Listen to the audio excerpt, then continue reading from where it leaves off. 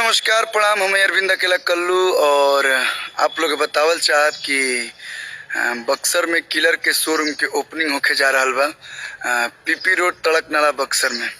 तो बड़ा ही खुशी के बात बा। तो आप लोग सेवा के मौका जरूर दिलो। बहुत बहुत बधाई हो।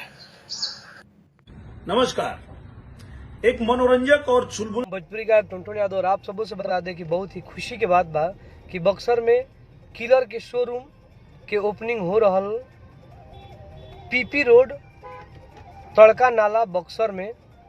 तो आप सब एक बार सेवा का मौका दीजिए। मेरा नमस्ते प्रणाम। मैं आर्यन बाबू लिटिल एक्टर आप सभी को पाँव छू के प्रणाम करता हूं और आप सभी को मुझे बताते हुए काफ़ी ज़्यादा खुशी हो रही है कि बक्सर में किलर का शोरूम खुलने जा रहा है और जगह का नाम है पीपी रोड तड़का नाला बक्सर। तो आप सभी से हाथ जोड़ के निवेदन है कि जिनको भी इन सारी चीज़ों की ज़रूरत है तो आप सभी जाइए किलर के शोरूम में और इन चीज़ों को खरीदिए और शोरूम को अपना ढेर सारा प्यार दुलार दीजिए। नमस्ते। नाला रोड बक्सर।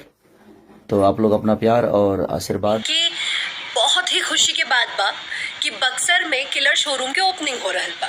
वो पीपी रोड प्रमोद प्रेमी यादव जी हो गए, गुंजन सिंह जी हो गए।